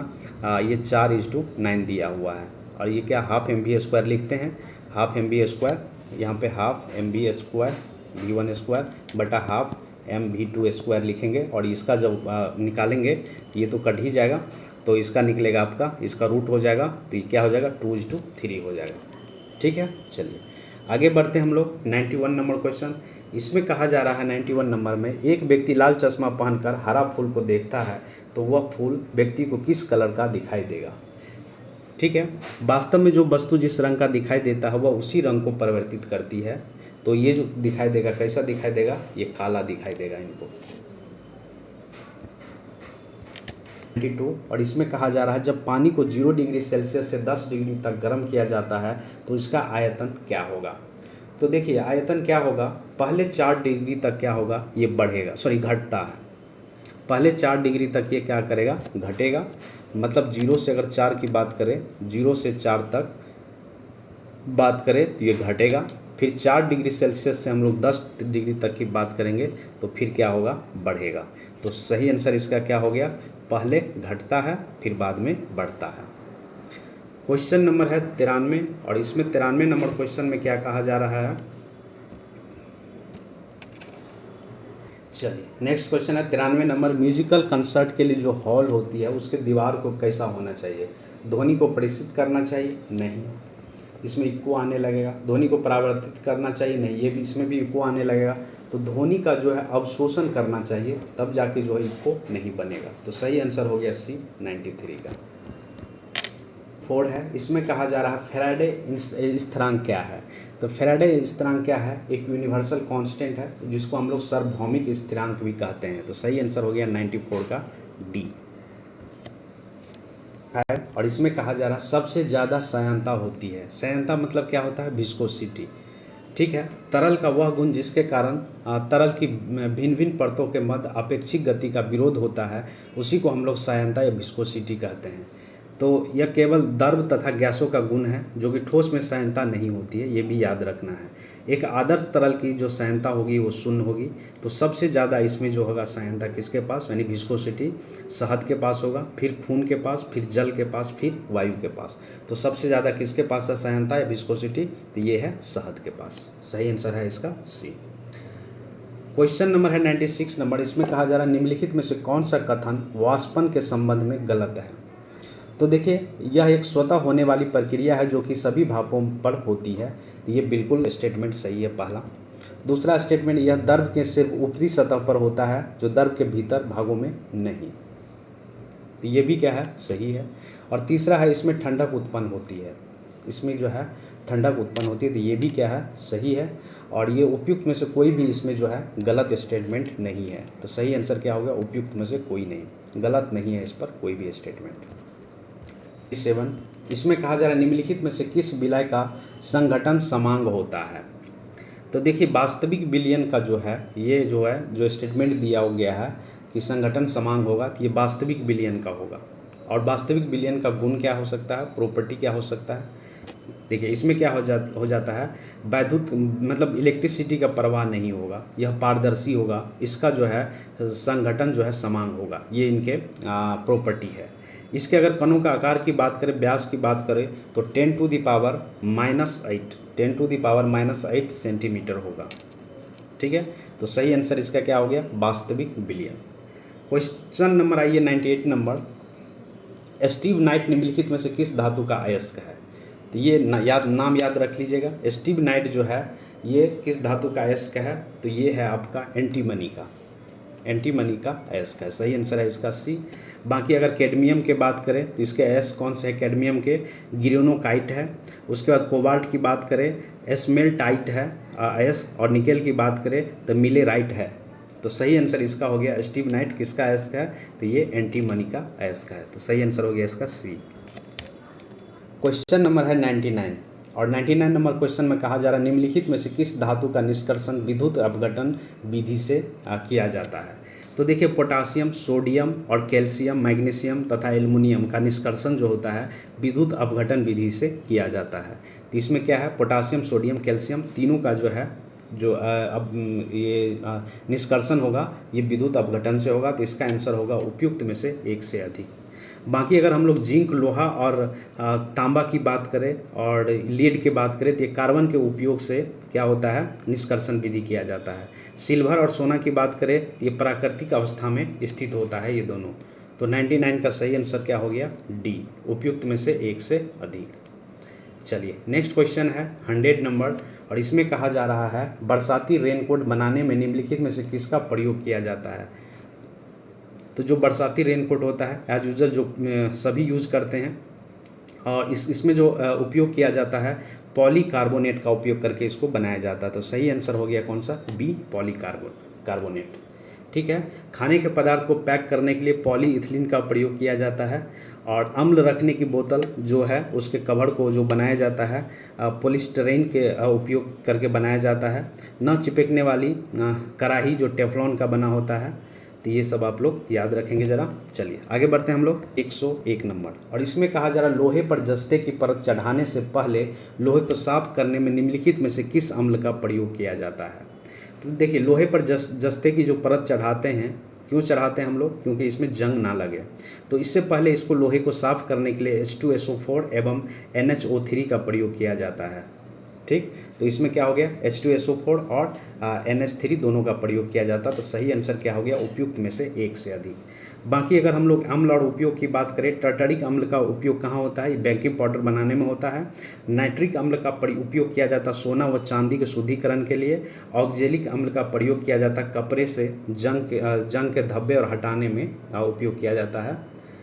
ठीक है, चलिए आगे बढ़ते हैं हम लोग 102 नंबर क्वेश्चन है 102, और इसमें कहा गया निम्नलिखित में से कौन सा कथन सत्य है। सत्य कथन को चूज करना है। तो पहला कथन इसमें दिया हुआ है H2SO में हाइड्रोजन बंधन नहीं होता है। तो H2SO में हाइड्रोजन बंधन नहीं है, बिल्कुल सही है पहला स्टेटमेंट। दूसरा स्टेटमेंट है हाइड्रोजन बंधन सिर्फ फ्लोरीन, ऑक्सीजन एवं नाइट्रोजन के यौगिक में पाया जाता है। तो ये दोनों जो है स्टेटमेंट इसका सही है। तो स्टेटमेंट 1 एंड 2 सही है। बाकी इस तरफ देखते हैं। स्टेटमेंट दिया है 102 नंबर में, हाइड्रोजन बंधन सहसंयोजक बंधन से मजबूत होता है। नहीं, ये मजबूत नहीं होता है। हाइड्रोजन बंधन सहसंयोजक बंधन से कमजोर होता है। तो ये तीसरा नंबर स्टेटमेंट जो है गलत हो गया। आंसर की अगर बात कर ले तो 1 एवं 2 जो है सही है। तो सही आंसर क्या हो जाएगा इसका, ए। चलिए नेक्स्ट क्वेश्चन है 103 नंबर। इसमें कहा जा रहा है 103 में सूची 1 को सूची 2 के साथ सुमेल कीजिए। इधर समस्थानिक दिया हुआ है, इधर उपयोग दिया हुआ है। ठीक, चलिए इसमें जो है पहला दिया हुआ है जैसे यूरेनियम 235। तो यूरेनियम 235 जो है किस लिए उपयोग किया जाता है, तो ये चट्टानों की आयु ज्ञात करने के लिए दिया जाता है। ठीक, तो ये जो है पहला मिलान जो है इसमें ये चट्टानों की आयु ज्ञात करने के लिए किया जाता है। तो ये पी का हो गया 4 नंबर। दूसरा क्या है, सोडियम 24। सोडियम 24 का उपयोग किया जाता है रक्त के थक्के का पता लगाने के लिए। तो ये हो गया 3 नंबर, पी का हो गया 3। आर्सेनिक 74 का उपयोग किया जाता है ट्यूमर का पता लगाने के लिए। तो ये हो गया दूसरा। और फास्फोरस 32 का उपयोग किया जाता है लुकेमिया के उपचार के लिए। तो ये हो गया पहला। तो इसका सही सीरियल क्या हो गया, 4 3 2 1। देखिए कहीं पर है 4 3 2 1, कहीं पर नहीं है। तो इसका सही आंसर हो गया उपयुक्त में से कोई नहीं। बाकी देख लीजिए, फिर से एक बार हम पढ़ देते हैं। यूरेनियम 235 का उपयोग किया जाता है चट्टान की आयु ज्ञात करने के लिए। सोडियम 24 का उपयोग किया जाता है रक्त के थक्का का पता लगाने में। और आर्सेनिक 74 का उपयोग किया जाता है ट्यूमर का पता लगाने के लिए। और फास्फोरस 32 का उपयोग किया जाता है लुकेमिया के उपचार में। तो सही आंसर हो गया 4 3 2 1, जो इसमें से कोई भी नहीं है। चलिए नेक्स्ट क्वेश्चन है 104 नंबर। इसमें कहा जा रहा है research and development explosive RDX में तापमान एवं आग की गति को बढ़ाने के लिए निम्नलिखित में से किसका प्रयोग किया जाता है। तो इसमें से प्रयोग किया जाता है एल्युमिनियम के चूर्ण। जब डालेंगे तो उसमें जो है जो हीट को क्या करने के लिए, बढ़ाने के लिए। ठीक है, तो सही आंसर इसका हो गया एल्युमिनियम का चूर्ण। सही आंसर है इसका ए। 105 नंबर क्वेश्चन में कहा जा रहा है कार्बन डाइऑक्साइड के सभी नमूनों में कार्बन और ऑक्सीजन के द्रव्यमान का अनुपात हमेशा रहता है। तो कितना रहता है, 3:8 का अनुपात रहता है। कार्बन डाइऑक्साइड के सभी नमूनों में कार्बन और ऑक्सीजन के द्रव्यमान का अनुपात हमेशा होगा 3:8 में रहता है। यह स्थिर अनुपात में जो है यह नियम जो अनुकूल है। कार्बन का आणविक द्रव्यमान 12 होता है, ऑक्सीजन का आणविक द्रव्यमान 16 होता है। तो अभिष्ट अनुपात की अगर बात करें तो 12:16 हो जाएगा। तो इसमें अगर हम लोग काटेंगे तो 3:8 रह जाएगा। तो सही आंसर क्या हो गया इसका? ए, 3:8 रह जाएगा। नेक्स्ट क्वेश्चन है 106 नंबर, भारतीय संविधान के किन भागों को ग्रेनविल ऑस्टिन ने संविधान की अंतरात्मा के रूप में वर्णित किया था? तो ये किसको किया गया था? भाग 3 को और भाग 4 को। तो सही आंसर कौन सा हो गया इसका? सी, भाग 3 एवं 4 को कहा गया था भारतीय संविधान के जो है ये संविधान की अंतरात्मा के रूप में वर्णित किया गया है। किसके द्वारा? ग्रेनविल ऑस्टिन के द्वारा। तो 7 नंबर, इसमें कहा जा रहा है निम्नलिखित कथनों पर विचार कीजिए, उपयुक्त कथनों में से कौन सा कथन सही है उसको चूज करना है। तो 107 नंबर का पहला स्टेटमेंट दिया है, संविधान की समीक्षा करने के लिए मुख्य न्यायाधीश वेंकट चलैया की अध्यक्षता में एक आयोग की नियुक्ति की गई थी। तो बिल्कुल सही, ये 2000 में वर्ष 2000 में किया गया था। उच्चतम न्यायालय के जो सेवानिवृत्त मुख्य न्यायाधीश है, न्यायाधीश श्री वेंकट चलैया की अध्यक्षता में एक आयोग की नियुक्ति हुई थी, जिसका उद्देश्य था कि संविधान के कामकाज की समीक्षा करना। ठीक है, तो पहला स्टेटमेंट इसमें सही है। दूसरा स्टेटमेंट देखिए, इसमें दूसरा स्टेटमेंट क्या है? चलैया आयोग का उद्देश्य था संविधान के कामकाज की समीक्षा करना, ये भी सही है। विपक्षी दलों तथा अन्य संगठनों ने इस आयोग का समर्थन किया था? नहीं, ये क्या हुआ था? इनको समर्थन नहीं मिला था विपक्षी दलों के द्वारा, इसको बहिष्कार किया गया था। यह जो रिपोर्ट सबमिट किया था 2002 में, अपनी रिपोर्ट सही सबमिट कर दिया गया था इसके द्वारा। तो सही आंसर हो गया 1 और 2 ही इसमें सही है, ये 3 नंबर सही नहीं है। क्वेश्चन नंबर है 108 नंबर, और 108 नंबर क्वेश्चन में क्या कहा जा रहा है देखते हैं। संविधान के 91 संविधान संशोधन अधिनियम के संदर्भ में विचार कीजिए, उपयुक्त में से कौन सा कथन सत्य है? कथन को चूज करना है। तो देखिए, संविधान के 91 संविधान संशोधन 2003 में हुआ था, और इसमें जो था मंत्रिपरिषद के आकार को सीमित कर दिया गया था। इस संशोधन अधिनियम के तहत दल बदल कानून, जिसके तहत केवल संपूर्ण दल को विलय संबंधित मान्यता दी गई थी। लोकसभा व विधानसभा दोनों ही स्तर पर मंत्रिपरिषद सदन के कुल सदस्यों की संख्या के 15% से अधिक नहीं होनी चाहिए, किंतु राज्य मंत्रिपरिषद में मंत्रियों की जो संख्या है 12 से कम न हो। ठीक है, 86 में संविधान संशोधन द्वारा जो है 6 से 14 वर्ष के बच्चों के शिक्षा का अधिकार को मौलिक अधिकार में सम्मिलित किया गया था। तो इतना बात समझ में आ गया। तो इसमें हम लोग देख लेते एक बार कौन सा संविधान जो है इसमें स्टेटमेंट है वो सही है। तो पहला स्टेटमेंट दिया है, इसके माध्यम से मंत्रिपरिषद के आकार को विस्तृत किया गया था। तो विस्तृत नहीं किया गया था, इसको क्या किया था? लिमिट कर दिया गया था। तो पहला स्टेटमेंट गलत है।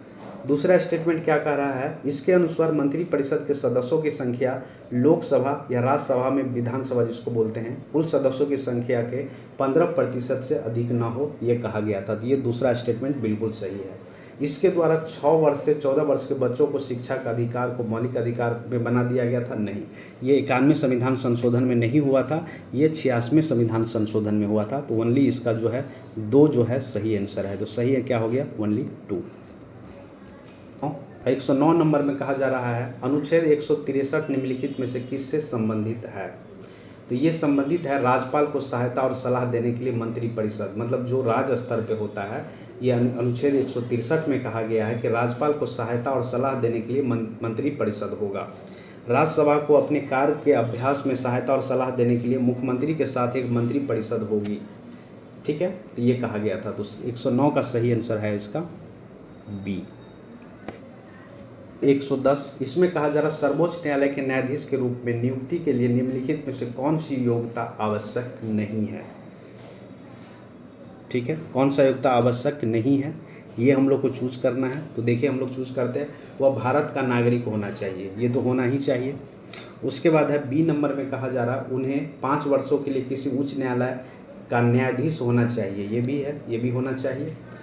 उन्हें 10 वर्ष तक जिला अदालत का वकील होना चाहिए, नहीं, ये नहीं है। ठीक है, ये नहीं है।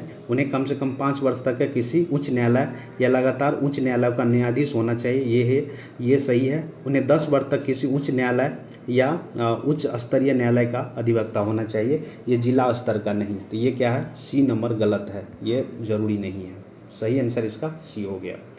111 नंबर क्वेश्चन है, कि संघ में अभिष्ट शक्तियों को निहित करके भारतीय संविधान ने निम्नलिखित का पालन किया है? तो क्या? कैनेडियन प्रणाली। कौन सा? कैनेडियन प्रणाली। फिर से देख लीजिए, संघ में अवशिष्ट शक्तियों को निहित करके भारतीय संविधान ने निम्नलिखित का पालन किया है। तो ये या कह सकते कहाँ से लिया गया है? तो ये लिया गया है कैनेडियन प्रणाली से लिया गया है, कनाडा से लिया गया है। तो 111 का सही आंसर हो गया बी।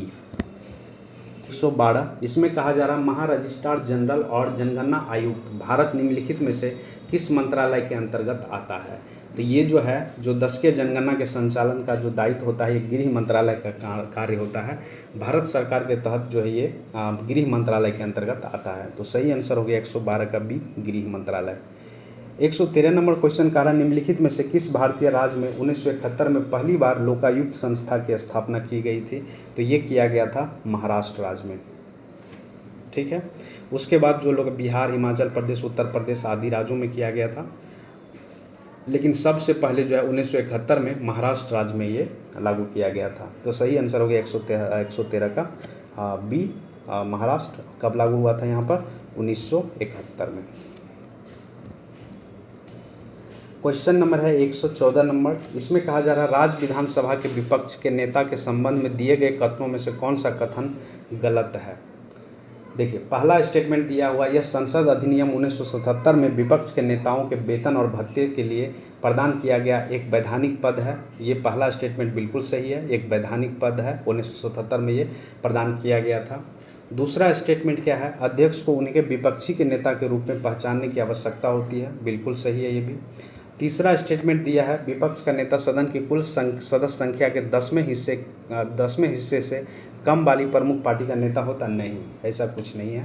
तो ये स्टेटमेंट जो है ये गलत है, बाकी सब कथन जो है सही है, और हम लोग को गलत कथन ही चूज करना था, ये भी देखना आप लोग को।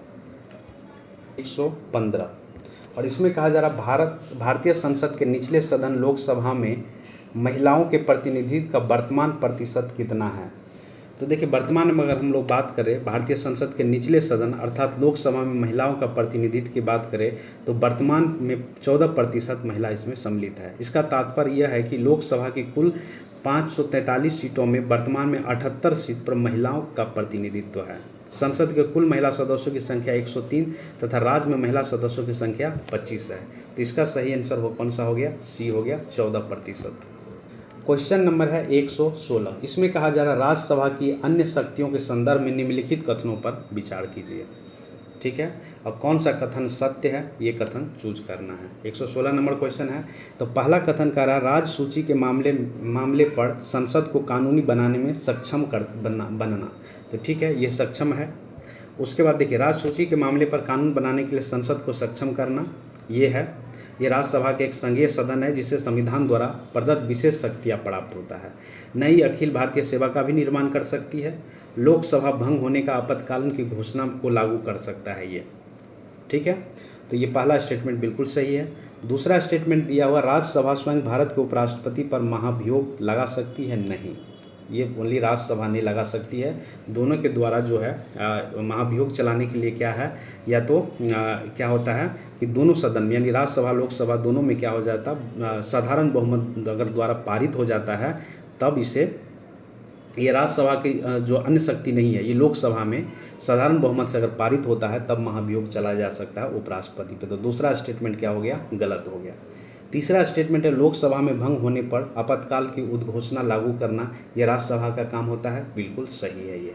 तो 1 और 3 इसमें सही है, तो इसका सही आंसर हो गया सी, 1 और 3। 17, इसमें कहा जा रहा है वर्ष 2000 में झारखंड राज्य के गठन के बाद राज्यसभा सीटें क्रमशः बिहार और झारखंड के बीच डैश और डैश में विभाजित हो गई थी। तो कितना में? 16 और 6 में विभाजित हो गया था। राज्यसभा की सीटें झारखंड के गठन के बाद बिहार और झारखंड के बीच क्रमशः 16 और 6 में विभाजित हो गई थी। बिहार राज्य में विभाजन से पहले राज्य में 22 राज्यसभा सीटें थी। ठीक है, तो 16 मिला बिहार को और 6 मिला झारखंड को। तो इसी हिसाब से सही आंसर हो गया सी, 16 एवं 6। नंबर है 118, और 118 नंबर क्वेश्चन में कहा जा रहा है कि भारत में ग्रामीण आय प्रायः नगरीय आय से कम है, इसके लिए निम्नलिखित में से कौन से कारक जिम्मेदार है? नीचे दिए गए कूट के सहायता से सही उत्तर चूज करें। तो तो देखिए इसमें जो है किसान बहुत बड़ी संख्या में निरक्षर है और वैज्ञानिक कृषि के बारे में उनका ज्ञान जो है नग्न है। क्या ये सही है? देखिए ये तो सही नहीं कह सकते हैं, क्योंकि ग्रामीण क्षेत्र में साक्षरता का स्तर कम है, किसानों की खेती की आधुनिक तकनीकी तथा उसके क्षेत्र में उपलब्ध सभी संसाधनों का पूरा ज्ञान नहीं है। कृषि उत्पादन का मूल्य, औद्योगिक वस्तु और सेवाओं का ऊंचा मूल्य, कृषि तथा कृषि संबंधित सेवाओं में कम निवेश इत्यादि के कारण कृषि क्षेत्र में प्रति व्यक्ति आय में अपेक्षा जो है वृद्धि नहीं पाती है। तो इसमें जो है पहला स्टेटमेंट जो है आप सही नहीं कह सकते हैं। दूसरा स्टेटमेंट क्या दिया हुआ है यहाँ पर, विनिर्मित उत्पाद की तुलना में प्राथमिक उत्पाद का कम मूल्य होना, ये हो सकता है। ठीक है। तीसरा है उद्योग में निवेश की तुलना में कृषि में निवेश कम होना, तो ये भी स्टेटमेंट 2 और 3 जो है सटीक मान सकते हैं आप लोग। लेकिन एक बार फिर भी आप लोग एक बार इसको रिव्यू करिएगा कि क्या पहला भी हो सकता है क्या। तो 18 का जो सही आंसर हो गया डी हो गया। क्या 2 एवं 3 इसका आंसर दिया गया है। 19 नंबर इसमें कहा जा रहा है 119 नंबर में वर्तमान भारत में मुद्रास्फीति की मापा जाता है। क्या चीज़ में मापा जाता है? इससे पहले वाले टेस्ट में 10 नंबर टेस्ट में भी इसका हम लोग देखे थे। तो ये जो नापा जाता है उपभोक्ता मूल्य सूचकांक में, कंज्यूमर प्राइस इंडेक्स के द्वारा ये मापा जाता है मुद्रास्फीति। तो सही आंसर हो गया इसका बी। सही आंसर क्या हो गया? बी, उपभोक्ता मूल्य सूचकांक। भारत में मुद्रास्फीति के 2 मुख्य संकेतक जो है थोक मूल्य सूचकांक और उपभोक्ता मूल्य सूचकांक। भारत के साथ अन्य कई विकासशील देश सीपीआई का उपयोग करके मुद्रास्फीति की माप के लिए उपयोग किया जाता है। तो सही आंसर इसका 119 का बी है। चलिए आगे बढ़ते हैं हम लोग। क्वेश्चन नंबर है 120 नंबर, और इसमें कहा जा रहा है 120 नंबर क्वेश्चन में बजट 2023-24 के अनुसार 2200 करोड़ की लागत से आत्मनिर्भर बागवानी स्वच्छता पौधे कार्यक्रम का शुभारंभ करने की घोषणा की गई है। इस कार्यक्रम का उद्देश्य क्या है? तो देखिए इस कार्यक्रम का उद्देश्य क्या है? उच्च मूल्य वाली बागवानी फसल की रोग मुक्त करना और उच्च मूल्य बागवानी फसलों के लिए गुणवत्तापूर्ण पौधे सामग्री की उपलब्ध करवाना। तो ये दोनों जो है ये दोनों है मुख्य उद्देश्य है इसका आत्मनिर्भर बागवानी स्वच्छता पौधा का। तो सही आंसर क्या हो गया इसका? 120 का ए। 1 और 2 दोनों सही है। चलिए अब यहाँ पर 121 नंबर क्वेश्चन कहा जा रहा है सूची 1 के साथ सूची 2 को मिलान करें और सूचियों के नीचे दिए गए कूट का उपयोग करके सही उत्तर का चयन करें। पहला है यहाँ पर कांच का उद्योग यानी शीशा का उद्योग। ये कहाँ पर है? तो ये है फिरोजाबाद में। सही हो गया इसका। कांच का उद्योग कहाँ है? फिरोजाबाद में है, जिसको शीशा उद्योग भी कहा जाता है। पीतल बर्तन उद्योग कहाँ पर है? तो ये है मुरादाबाद में। मुरादाबाद में पीतल बर्तन उद्योग है, तो ये 1 हो गया। स्लेट उद्योग कहाँ पर है? तो ये मरकापुर में है, मरकापुर। और उसके बाद है हस्त निर्मित उद्योग कहाँ पर है? तो ये है मिर्ज़ापुर, जो कि वर्तमान उत्तर प्रदेश में है। तो ये हो गया 4। तो इसका सही क्रम देखें तो 3, 1, 2, 4 हो जाता है। तो इस हिसाब से सही आंसर हो गया इसका ए।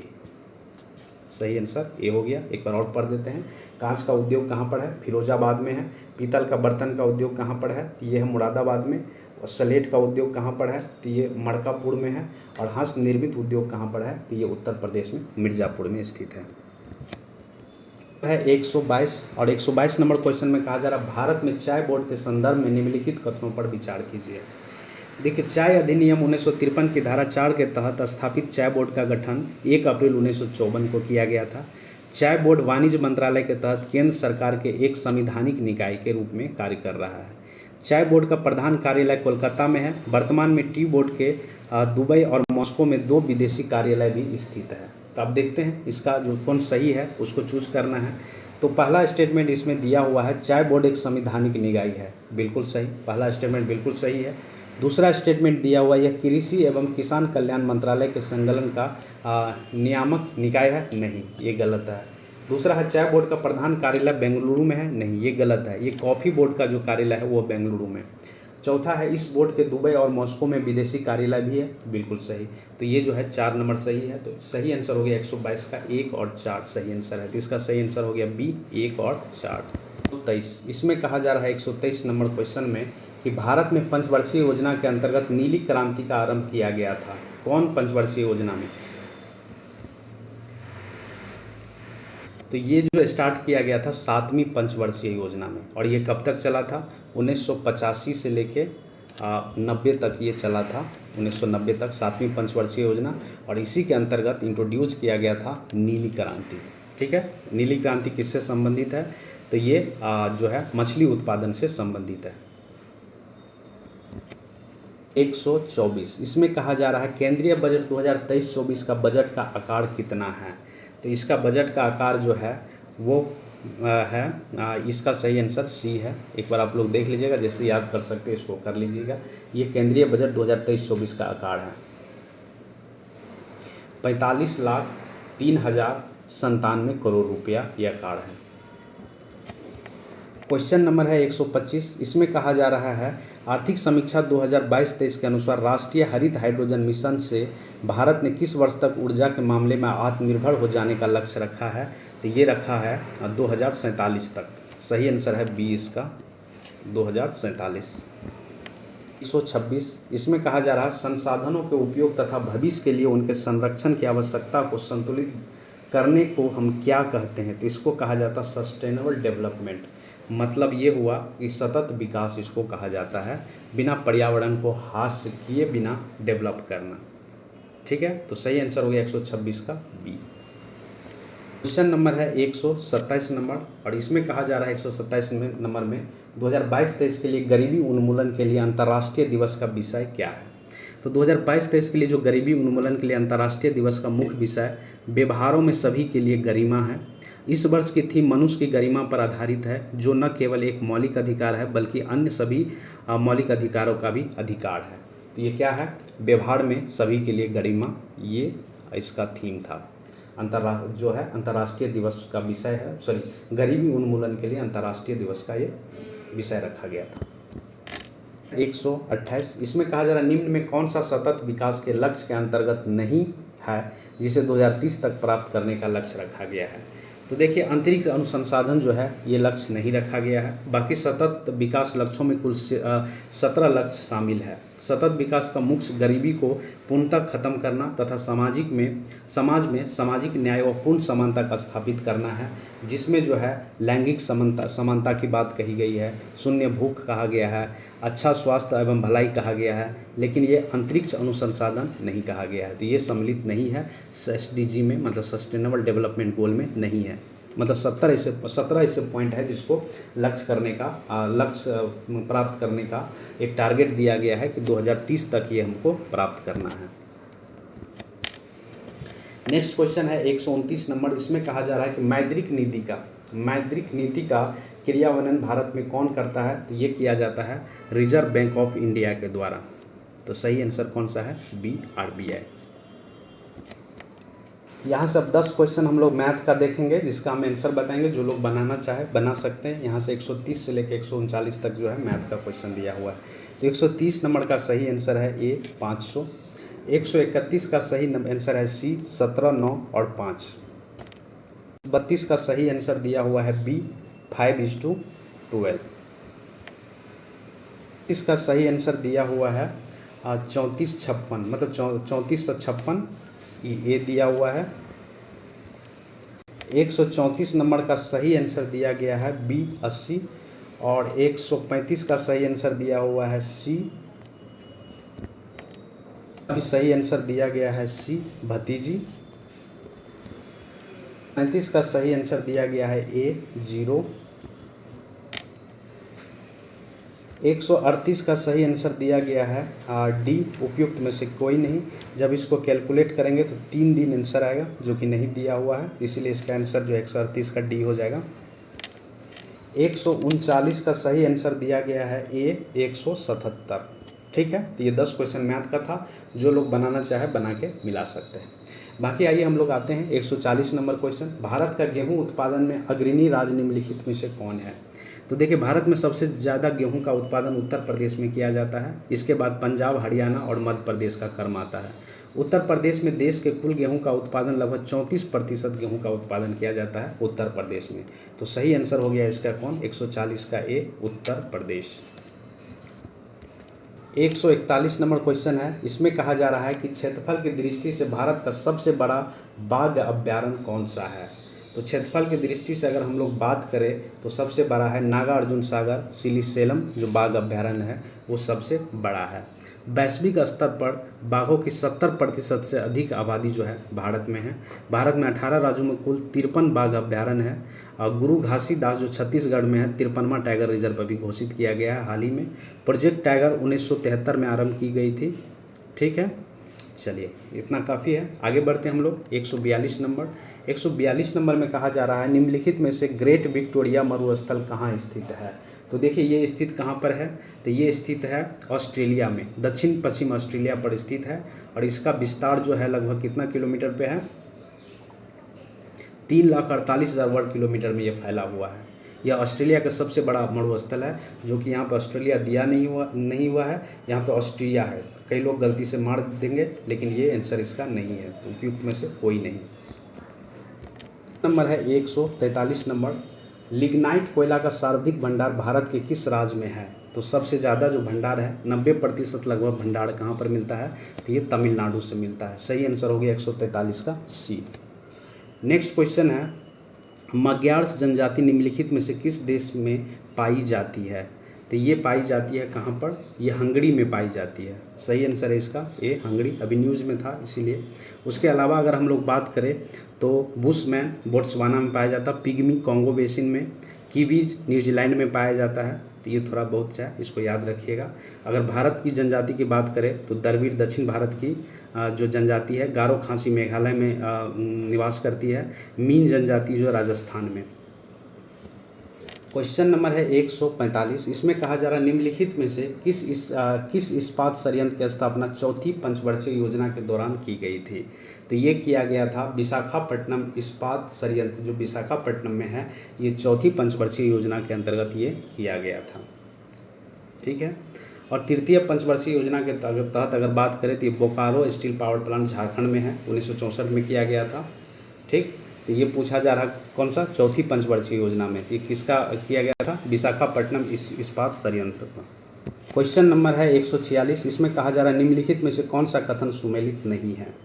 तो देखिए इसमें जो है पुलिकेट कहाँ पर है, आंध्र प्रदेश में है, ये बिल्कुल सुमेलित है। उसके बाद वेम्बनाथ कहाँ पर, केरल में, ये भी सुमेलित है। डल कहाँ पर है, कश्मीर में, ये भी सुमेलित है। ये लोकतक क्या मेघालय में है, नहीं, ये लोकतक जो है मणिपुर का झील है, ये मेघालय में नहीं है। तो ये क्या है, गलत है, ये क्या है, गलत है, और यही हम लोग को चूज करना था। तो सही आंसर हो गया लोकतक मेघालय है। 147, इसमें कहा जा रहा है रावी नदी का उद्गम निम्नलिखित में से किस दर्रा से होती है। तो ये रोहतांग दर्रा से रावी नदी निकलती है। तो सही आंसर हो गया इसका सी। 48, और इसमें कहा जा रहा है निम्न कथनों पर विचार करें। ये कथन दिया है, कारण दिया है। तो इसमें पहला कथन दिया, लघु ज्वार भाटा के समय उच्च ज्वार समान से निम्नतर तथा निम्न ज्वार समान से उच्चतम होता है। क्या ये कथन सही है। तो पहला कथन बिल्कुल सही है।